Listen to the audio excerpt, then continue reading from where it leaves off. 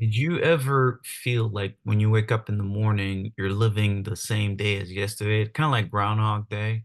I know I felt that. I felt like, man, where's the direction of my life? Sometimes, like, it feels like life is against me. Sometimes it feels like I don't know, just like a train is running and we don't have the handbrake or we're not the driver.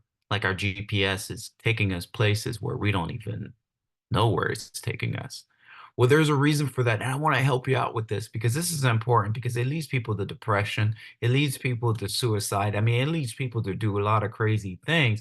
But I want to kind of paint a picture of what's going on in our mind and then how it affects us and how we could direct us. Okay. So the very first thing, I don't know if you knew this, but you're literally repeating the same thought that you have yesterday, today. So what does that mean? That means you're repeating 90% of what you thought about yourself yesterday, today.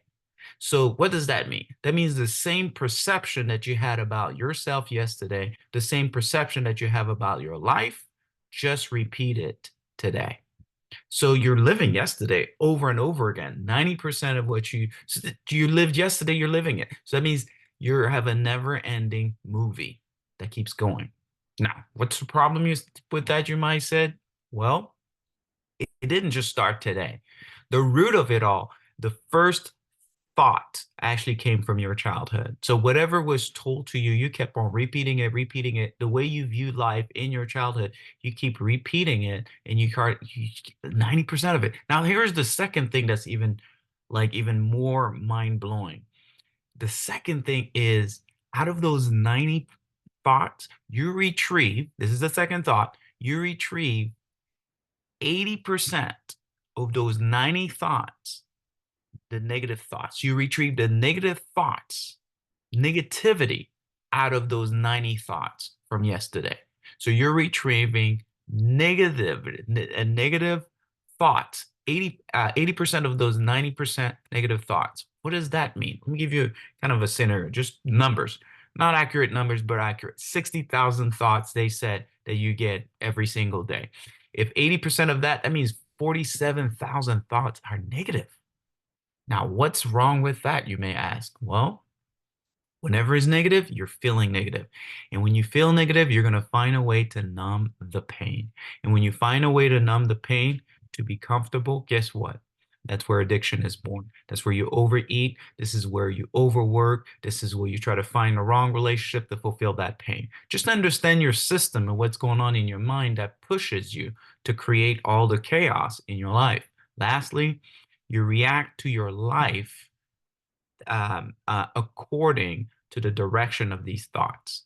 You react to life according to the direction of these thoughts. Why? Because a thought becomes a what? A feeling. A feeling becomes an action. An action becomes your life.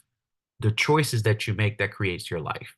So, and again, what's wrong with that last point? You fight. You're fighting life. And when you feel like you're fighting life, guess what? You tend to give up changes. You feel powerless to change. And when you feel powerless to change, then you just give up. Okay? So, three things that we can do that I believe that could help us. The very first thing, you need to be conscious with your choice. You need to be conscious with your choice, but you also need to be conscious with control.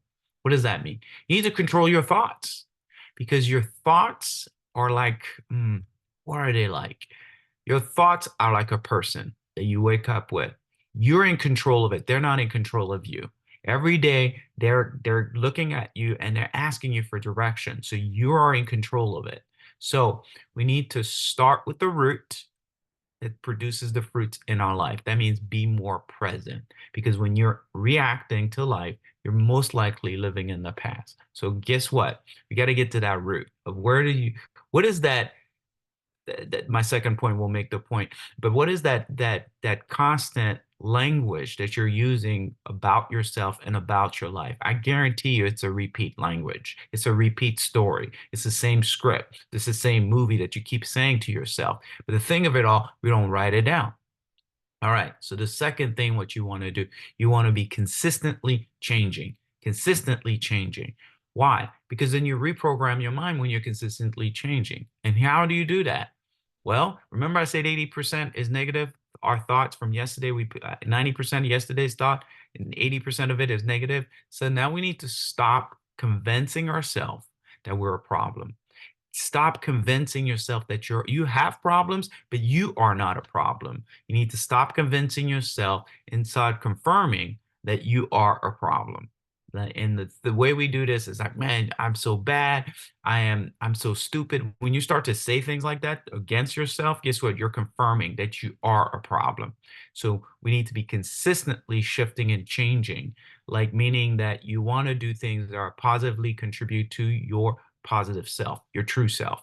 Lastly, number three, we need to create connection. You're not supposed to do this whole thing by yourself. You need to seek support of people that are living their life's direction. They're living a life to the full. Those are the people that will help you to teach you to reprogram the GPS of your life. So that means be purposeful. So you need to be present, you need to be persistent, and you also need to be purposeful.